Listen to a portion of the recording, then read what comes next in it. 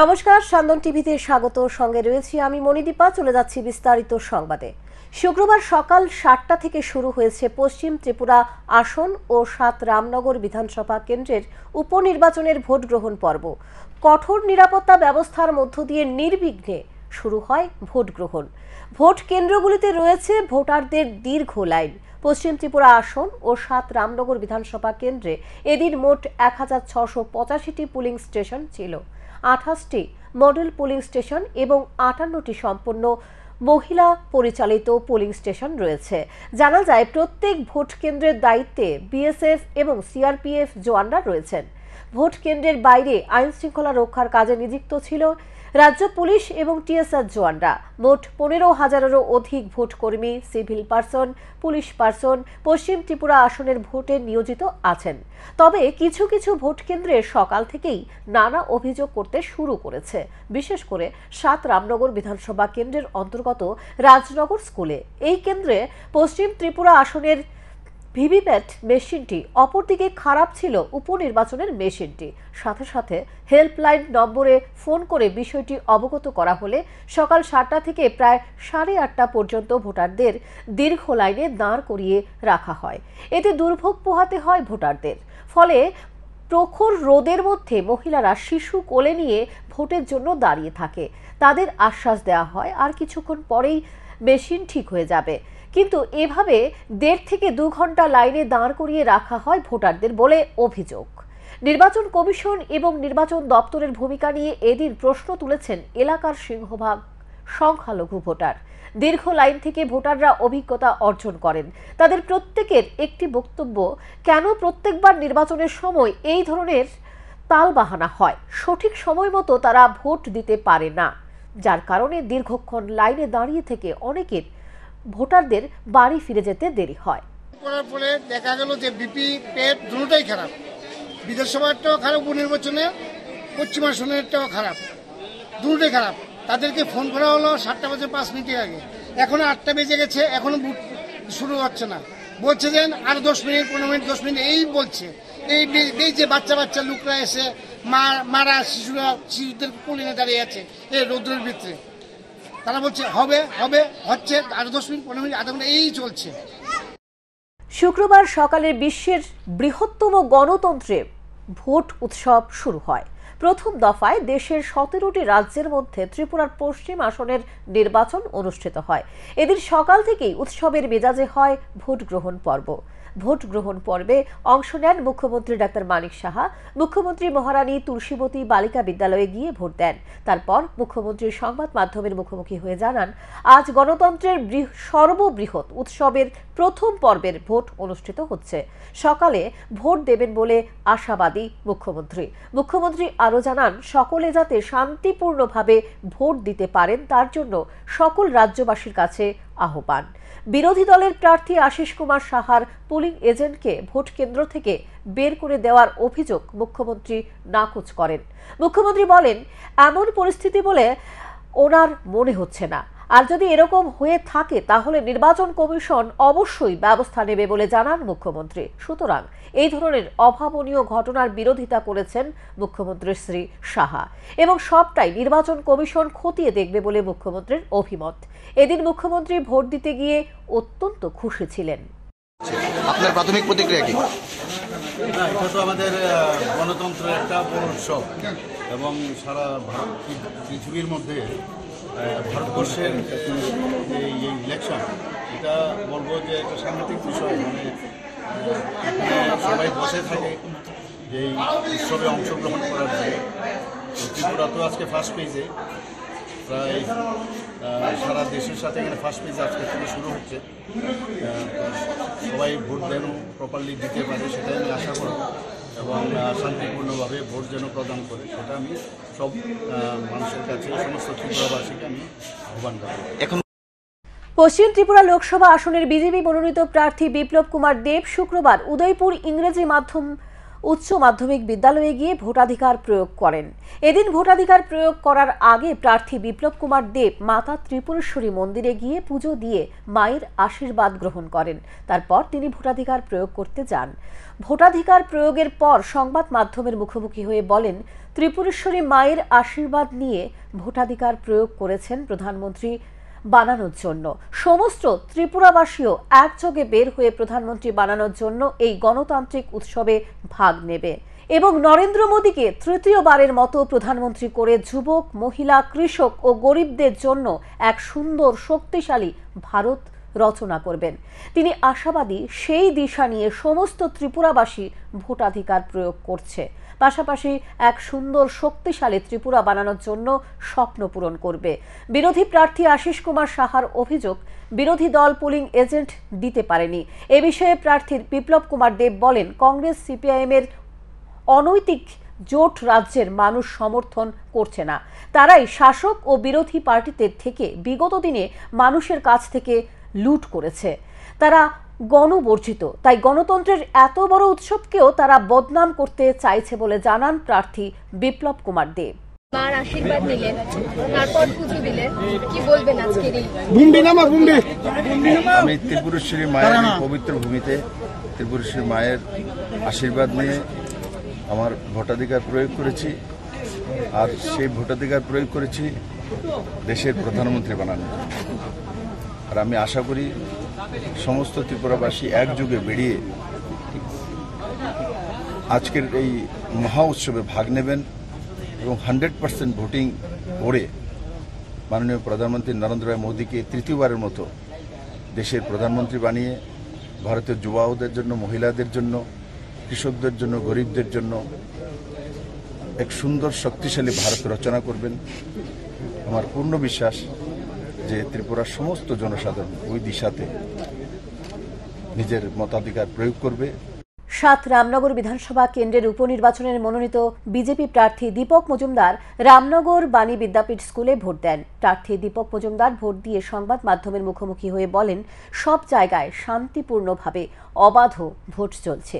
এই গণতন্ত্রের উৎসব সামিল হওয়ার জন্য মানুষ ভোর 4টা থেকে লাইনে দাঁড়িয়ে আছে, কিন্তু বিরোধীরা পোলিং এজেন্ট বের করে দেওয়া নিয়ে শাসক দলের বিরুদ্ধে যে অভিযোগ তুলছে তা সম্পূর্ণ ভিত্তিহীন। তারা সারা বছরই এই ধরনের অভিযোগ তোলেন। আজকেও ভোট শুরু হওয়ার পর ইচ্ছাকৃতভাবে তারা এই ধরনের মিথ্যা অভিযোগ তুলছে বলে জানান তিনি। এদিকে টাউন প্রতাপগড় ফরেস্ট অফিসে গিয়ে ভোট দিলেন প্রদেশ বিজেপি সভাপতি রাজীব ভট্টাচার্য। তিনি ভোট দিয়ে বিজেপির জয় নিয়ে আশা ব্যক্ত করেন। ইন্ডিয়া জোটকে আক্রমণ করে তিনি বলেন, তারা মানুষের বিশ্বাসকে আঘাত করেছে, তাই তাদের মানুষ সমর্থন করবে না। অবশ্যই ভালো লাগছে। এটা আমরা সবাই জানি, আজকে পশ্চিম আসনের লোকসভা নির্বাচন, এই নির্বাচনে যে গণতান্ত্রিক অধিকার মানুষ স্বতঃস্ফূর্ততার সঙ্গে ভোটদান করছেন। আমি সমস্ত যারা ভোটার তাদেরকে আহ্বান করব যে আপনারা আপনাদের যে গণতান্ত্রিক অধিকার আপনারা সেটা প্রয়োগ করুন, এবং আমি আশা করি যে একটা আত্মতৃপ্তি মানুষ দেশের যশস্বী প্রধানমন্ত্রীর উপর যে পূর্ণ আস্থা এবং ভরসা রেখেছেন ওনার গ্যারান্টির উপর, সেটাকে স্থাপিত করার জন্য সবাই এগিয়ে আসার জন্য আমি আহ্বান রাখছি আপনাদের। টাউন বদলি ভোটার হিসেবে আমি ভোট দিয়েছি খুব সুন্দর শান্তিপূর্ণভাবে শান্তিপূর্ণ, এবং রামনগর বিধানসভার যেহেতু আমি প্রার্থী, আমি প্রতিটি পুলিং স্টেশন সকাল থেকে ঘুরিতে দেখেছি প্রচুর সংখ্যক উৎসব উদ্দীপনার সহিত মানুষ কিন্তু ভোট দিতে যায়। কাজে সেক্ষেত্রে আমি বলবো যে নির্বাচন অবাধ সুস্থ হচ্ছে। বিরোধী দলের যে অভিযোগ এটা মিথ্যা এবং ইচ্ছাকৃতভাবে তারা এই কথা বলছে।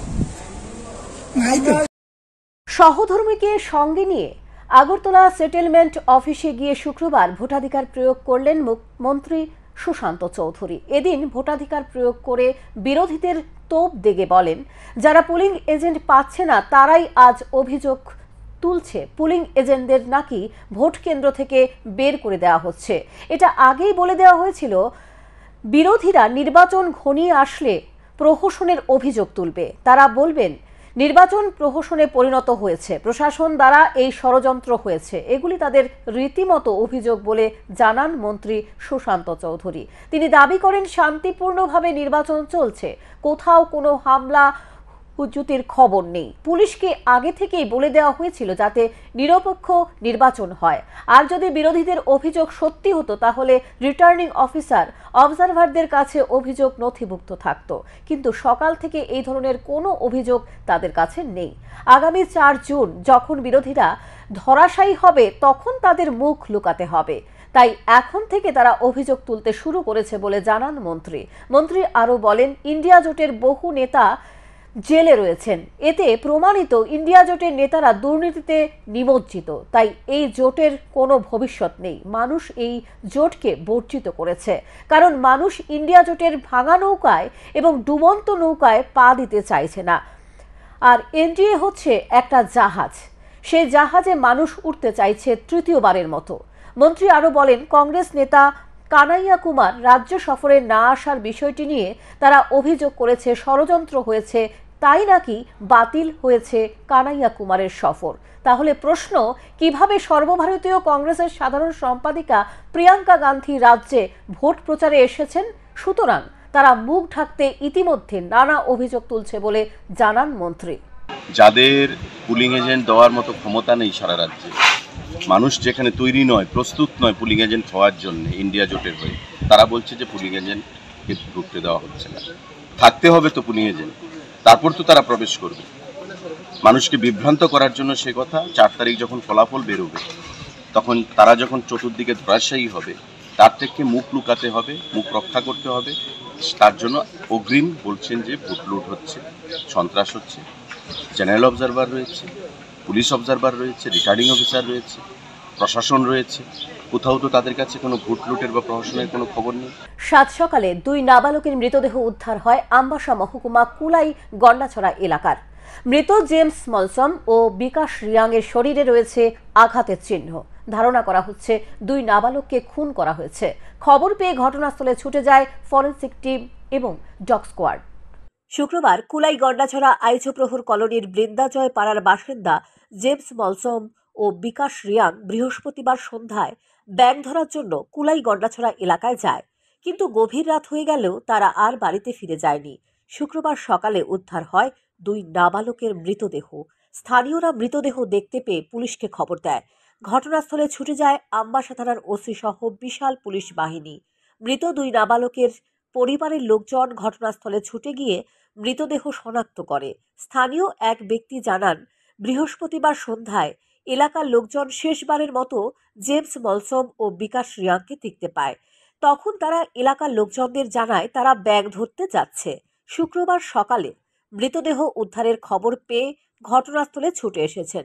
তিনি আরও জানান, ধারণা করা হচ্ছে 2 নাবালককে হত্যা করে মৃতদেহ ফেলে রাখা হয়েছে। মানে পোলাপান 2জন তোমার পাড়ারে সব পোলাপান আসেনি কইয়া ওই বেটা ওই ফোন করছে আমাদের। তারপর আমার গ্রামে তো আমার পাড়া তো সব আছে। তারপর হ্যাঁ ওই ফোন করছে আবার ওই মুকেশ দিয়া বিকাশ বলে শুনানো ওই কারবাল দিকে এরকম শুনছি, শুনিয়া ওখান আসছে। এরা কে লেগে আসতো কইতে পারেনি? ব্যাংক দর তো কইয়া আইছে। কোন সময়? মানে রাত্রে মানে 7টার দিকে মনে হয় হইব। ওই বাজার লোক বলে লাগাল পাইছে রাস্তা। ও মানে তারা ব্যাংক ধরতে আইতাছে? ওই বাজার থেকে লোক বাজার থেকে আইছি, হ্যাঁ বলে রাস্তাখানো কোনখানো এটা তো কইতাম পারে না, রাস্তা বলে লাগাল পাইছে। তুমি কই যাইব ব্যাংক ধরবো বলে কইছে। কালকে সন্ধ্যার সময় দেখছে বলে ব্যাংক ধরতে সবাই আইসা মুখটা ইসা মুখ তারা দেখছে। আমি তো আমার আসে সকালে করছে ফোন, আমি আসে সকালে আমার ফোন করলে আমি সব জানাই দিছে। ওই মানুষ মরা দেখছে কই বলে আমার গ্রাম লোক নিছে কিন্তু কার বাড়ি গ্রাম লোক। আচ্ছা তোমরা কিতা মনে হয় এটা মাদার নি না অন্য কিছু? আমি সন্দেহ তো আমি তো এটা মানুষ অনেকজন মানুষ কিছু মারিয়া এখানে ফেলে রাখছে মনে, আমি তো মনে করি। এদিকে জোড়া মৃতদেহ উদ্ধারের খবর পেয়ে আমবাসা মহকুমার পুলিশ আধিকারিক নিরুপম দত্ত ও ধলাই জেলার অতিরিক্ত পুলিশ সুপার মানবেন্দ্র চৌধুরী ঘটনাস্থলে ছুটে যায়। ঘটনাস্থলে নিয়ে যাওয়া হয় ফরেনসিক টিমকে। ফরেনসিক বিশেষজ্ঞরা ঘটনাস্থল থেকে নমুনা সংগ্রহ করে। তল্লাশি চালানো হয় ঘটনাস্থলে। জেলার অতিরিক্ত পুলিশ সুপার মানবেন্দ্র চৌধুরী জানান, 2 নাবালকের মৃতদেহ উদ্ধার হয়েছে। মৃতদেহ শনাক্ত করেছে পরিবারের লোকজন। ঘটনাস্থলে তল্লাশি চালানোর পর কিছু তথ্য পাওয়া গেছে। প্রাথমিক স্তরে ঘটনা তদন্ত চলছে বলে জানান তিনি। কাছে আমবাসা থানার কাছে খবর এসেছিল যে এখানে প্রায় ঘন্টা ধরা এখানে দুটো dead body young appears to be young দুইটা ডেড বডি এখানে পাওয়া গেছে। এরপরে অ্যাকর্ডিংলি ওসি এবং এসডিপি এখানে এসেছে, এরপরে আমিও এসেছি। আইডেন্টিফাই হয়েছে দুটো ডেড বডি। এর নাম হচ্ছে James Molsom, 16-year-old, son of বিদেশ কুমার মলসম of বিন্দজয় রিয়াংপাড়া, PS আমবাসা। আরেকটা হচ্ছে বিকাশ Reang, son of Shri কুশারাই Reang of বিন্দজয় রিয়াংপাড়া, মানে সেম লোকেশন। দুজনই স্টুডেন্ট এবং ভালো করে লোকেশনটা সার্চ করা হয়েছে, আপনারা দেখতে পাচ্ছেন। সার্চ করার পরে এখানে কিছু ম্যাটেরিয়াল পাওয়া গেছে। আমরা এটাকে ফার্দার ইনভেস্টিগেট করবো, দেখা যাক কী পাওয়া যায়। প্রাথমিকভাবে কীভাবে মারা গেছে জানা গেল? প্রাথমিকভাবে এখন ওপিনিয়ন তো দিতে পারবো না। আমাদের সাথে ফরেন্সিক টিমও এসেছে, ডগ স্কোয়াডও এসেছে। সাবজেক্ট টু ইনভেস্টিগেশন, আমরা কিছু পাওয়া গেলে আমরা পরবর্তীতে। মৃত জেমস মলসম ও বিকাশ রিয়াংয়ের শরীরে আঘাতের চিহ্ন রয়েছে। ধারণা করা হচ্ছে 2 নাবালককে হত্যা করা হয়েছে। পুলিশ ঘটনাস্থল থেকে মৃতদেহ দুটি উদ্ধার করে ময়নাতদন্তের জন্য হাসপাতালে নিয়ে যায়। ঘটনাকে কেন্দ্র করে এলাকায় তীব্র চাঞ্চল্য বিরাজ করছে। সান্দন টিভি।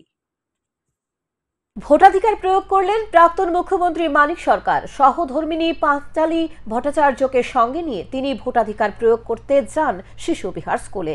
প্রাক্তন মুখ্যমন্ত্রী ভোট দিয়ে সংবাদ মাধ্যমের মুখোমুখি হয়ে বলেন, যদি স্বাধীনভাবে ভোট হয় তাহলে একটি ম্যাজিক রেজাল্ট বের হওয়ার সম্ভাবনা রয়েছে।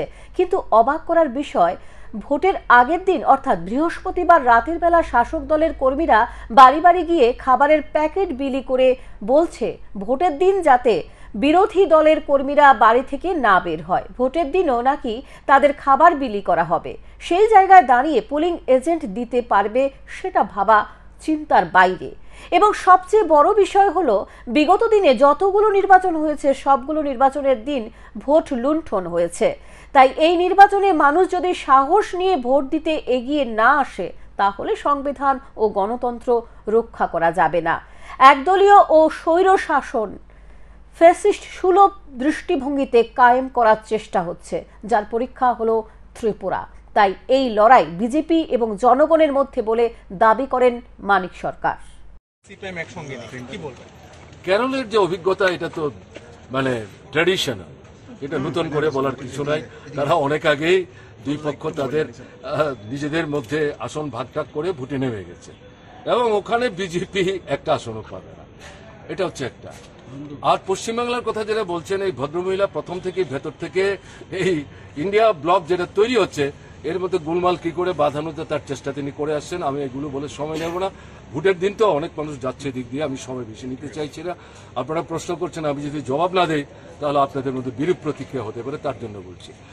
এখন পশ্চিমবাংলায় যেটা হচ্ছে, বিজেপির বিরুদ্ধে লড়াই মানে তৃণমূলের বিরুদ্ধে লড়াই।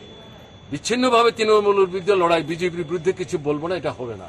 ফলে তৃণমূলের বিরুদ্ধে লড়াই, বিজেপির বিরুদ্ধে লড়াই এক দৃষ্টিভঙ্গিতেই ওখানকার বিরোধীরা দেখছেন। মার্ক্সবাদী কমিউনিস্ট পার্টির নেতৃত্বে বামফ্রন্ট এবং একই সাথে কংগ্রেস, তারা একসাথে মিলে লড়াই করছেন। কাজে এই নিয়ে শাসক দলের কটাক্ষ করার কোনো সুযোগ নেই, বরং তারা এই ভোট ভাগাভাগি করে গত লোকসভার নির্বাচনে যে 18টা আসন বিজেপি পেয়েছিল এগুলো তৃণমূলের জন্য পেয়েছে। ভোটের নামে প্রহসন চলছে। সকালবেলা 8টার সময় ভোট দিয়ে এই অভিযোগ তুলেছেন পশ্চিম ত্রিপুরা আসনের ইন্ডিয়া জোটের মনোনীত প্রার্থী আশিস কুমার সাহা।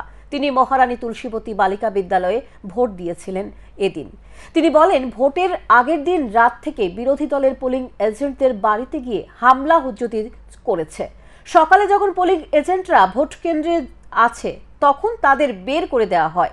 সবচেয়ে বেশি প্রতাপগড় বিধানসভা কেন্দ্রে, রামনগর বিধানসভা কেন্দ্র এবং সূর্যমণিনগর বিধানসভা কেন্দ্রে সেই অবস্থা।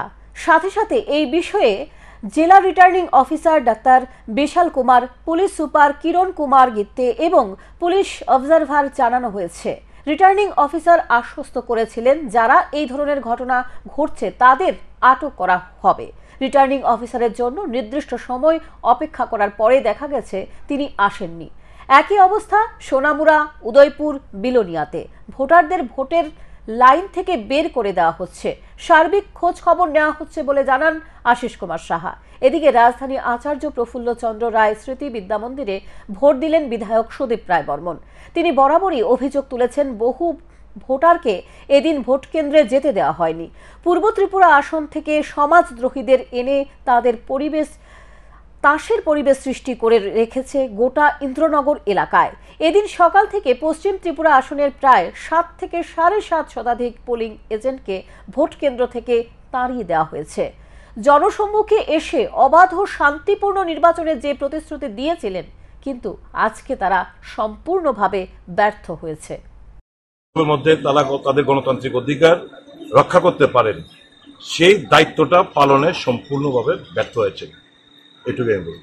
এখনো পর্যন্ত কতটা বুথে এরকম অবরোধ ঘটেছে বলে আমাদের রেকর্ডে আছে? পাশাপাশি আপনারা কি রিপোর্টের জন্য কোন রকমের চিন্তাধারা এখন থেকে করছেন? শুনুন, এটা দিনের শেষে পর্যালোচনা করে কি হবে রিপোর্ট তো এই জিনিসগুলো পুলিশ প্রশাসন কগনিজেন্স নিচ্ছে না। আমি তো বললাম যে ভেতরে ছাপাবাজি চলছে না। আমি এই জায়গায় কিন্তু ইলেকশন কমিশনকে আমি সার্টিফিকেট দিচ্ছি যে বাই ইলেকশনে ওই ধনপুরের মতো বক্সনের মতো বাই ইলেকশনে যে গিয়ে দাঁড়িয়ে থাকতো দেখিয়ে দিলে ভোট, এইগুলো হচ্ছে না। এই জায়গায় ঠিক আছে, কিন্তু ভোটারদেরই যে তুমি আসতে না দাও, একটা সেকশন ভোটার যাদেরকে তারা চিহ্নিত করতে পারে, হয়তো তারা গেলে এদেরকে ভোট দেবেন, তাদেরকে ছাড় দিচ্ছে। বাকি সমস্ত জায়গায় বাড়ি বাড়ি গিয়ে আটকানো, ধমকি দেওয়া, লাইন থেকে টেনে বের করে করা, পুলিশদের মারধর করে বের করে দেওয়া। এবং এক্ষুনি কিছুক্ষণ আগে আমার রাধানগর 23 নম্বর ভাগের কিছুক্ষণ আগে ও সকালবেলা থেকে হুমকির মুখে বেরোয়নি। বাড়িতে গিয়ে ওই পরাজিত প্রার্থী 6 আগরতলার বাড়িতে গিয়ে তার মিসেসকে যদি সিঁদুর যদি তোমার রাখতে চাও, শীতের সিঁদুর যদি রাখতে চাও, তোমার স্বামীকে এক্ষুনি বের করে আনো, নয়তো কিন্তু এই বিকেলবেলার মতো মার্ডার হয়ে যাও। তখন কিন্তু আমাদেরকে দোষ দিও না। চেষ্টা তো চলছে। প্রতিরোধ মানে তো আর লাঠিসোঁটা নিয়ে বেরোনো না। জনগণকে আশ্বস্ত করা, প্রশাসনের সাহায্য নেওয়া। নির্বাচন কমিশন আমাকে আশ্বস্ত করেছে যে সুষ্ঠু অবাধ নির্বাচন হবে, কোথাও পুলিশ নেই। আমি এসে ভোট সেন্টারে, আমি জানি না আপনাদের কয়েকজন সাংবাদিকরা ছিলেন, এখানে সমস্ত বিজেপি গুন্ডারা পুলিশের সাথে মিলেমিশে দাঁড়িয়ে আছে। তারা ভোট দিতে বাধা দিচ্ছে, মানুষকে ফিরিয়ে দিচ্ছে। আমার কাছে টাইম টু টাইম রিপোর্ট যাচ্ছে। এগুলি কি চলছে? নিরাপত্তা ব্যবস্থাতে ঢিলে নেই, কিচ্ছু নেই বলতে নেই। ঢিলেমি এক জিনিস, আর এটা ঢিলেমিও না, পুলিশ মিলেমিশে একসঙ্গে একাকার হয়ে গেছে। ভোটের আগের দিন রাতের বেলা আগুনে পুড়ে গেল প্রায় 12 থেকে 14টি দোকান। ভয়াবহ অগ্নিকাণ্ডটি সংঘটিত হয় সূর্য তরুণ ক্লাব সংলগ্ন রামনগর 9 নম্বর রোড এলাকায়। জানা যায় এদিন দুর্গাচৌমুহনী স্থিত নাকা পয়েন্টে থাকা পুলিশ দেখতে পায় একটি দোকানে আগুন লেগেছে। সাথে সাথে পুলিশ কর্মীরা খবর দেয় দমকল কর্মীদের। দমকল কর্মীরা ঘটনাস্থলে আসার আগেই আগুন নিয়ন্ত্রণের বাইরে চলে যায়।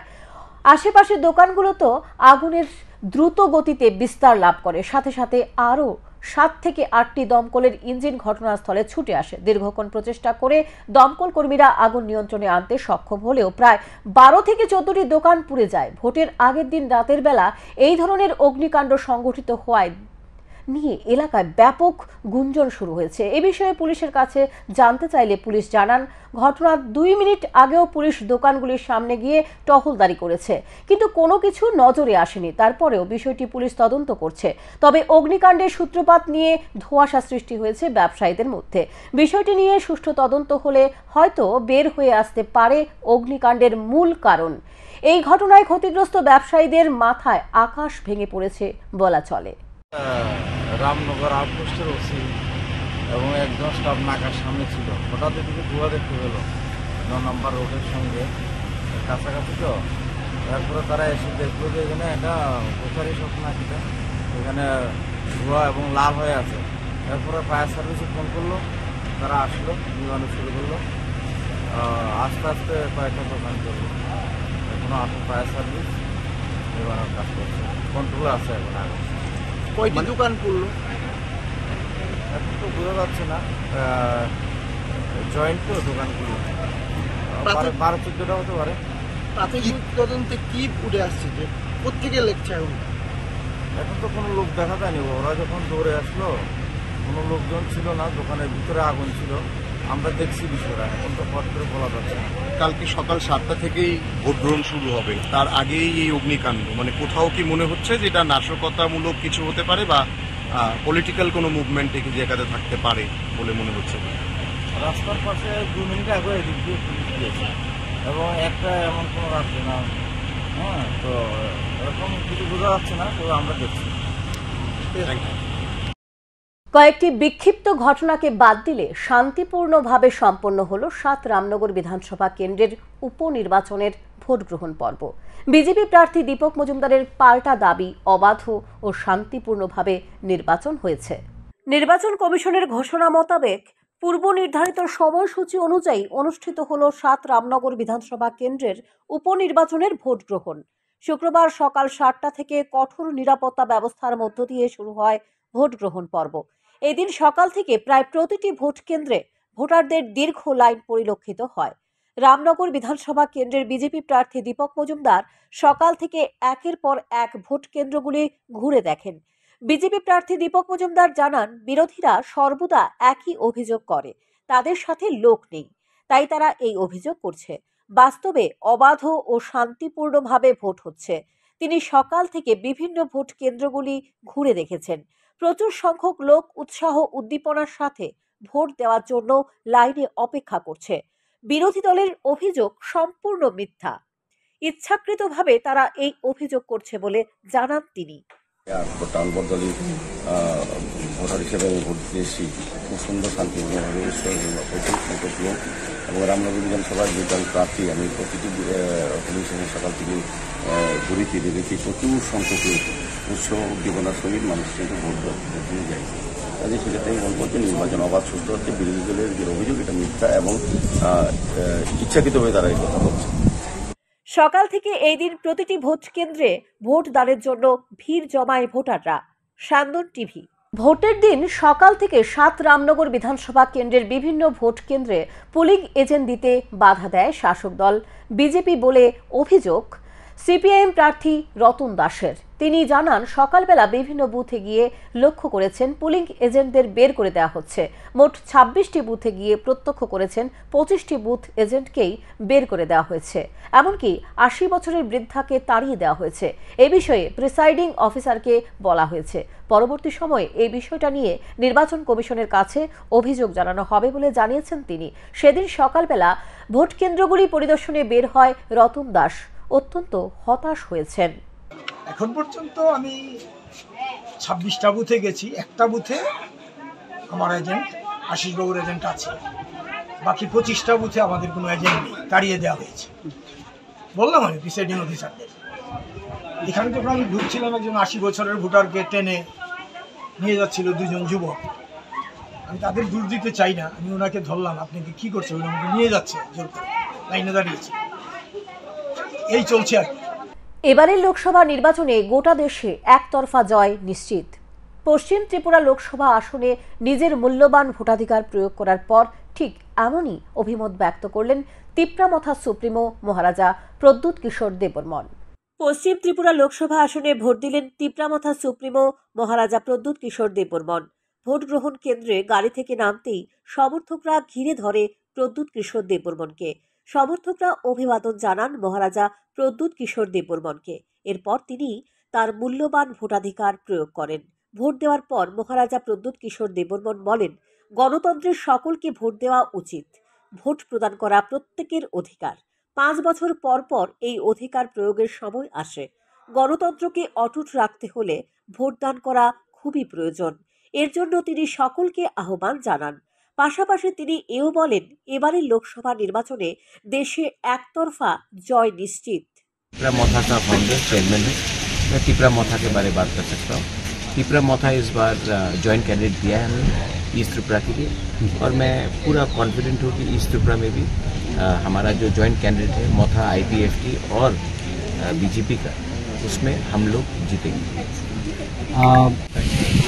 तो I want the opposition to have a united voice. सिर्फ प्रॉब्लम यह है कि प्रियंका मेरी बहन है, राहुल मेरा भाई जैसा है, और प्रियंका वायनाड में सीपीएम के खिलाफ अपने भाई को जिताने के लिए कैंपेन कर रही है, और त्रिपुरा में सीपीएम को वोट देने के लिए अपने भाई के अगेंस्ट कैंपेन कर रही है।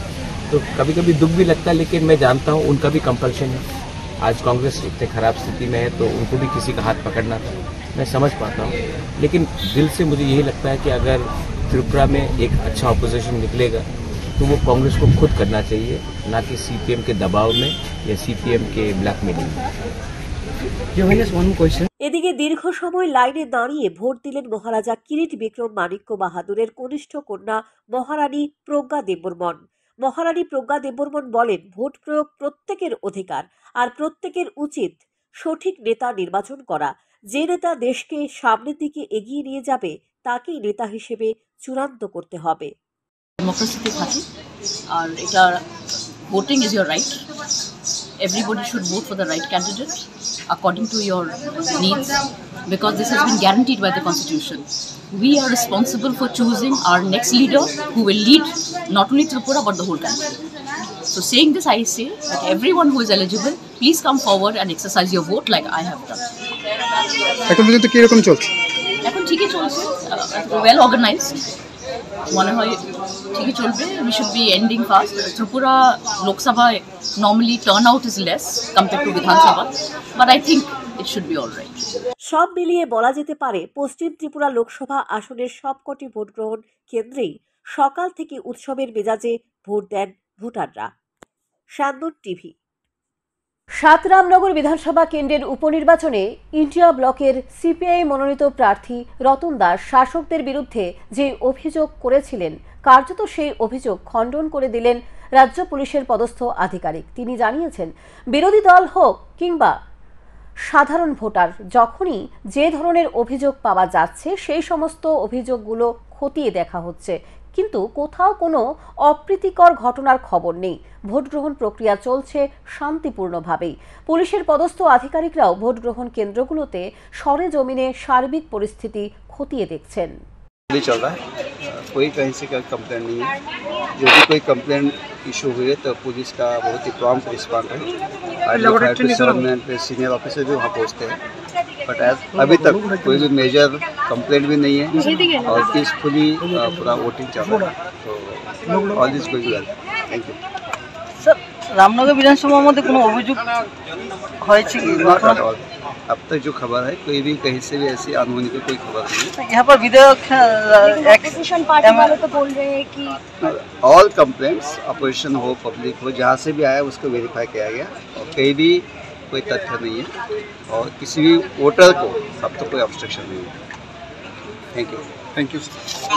এখনকার মতো সংবাদ এখানে শেষ করছি। পরবর্তী সংবাদ দেখবার জন্য চোখ রাখুন শান্তন টিভির পর্দায়। নমস্কার।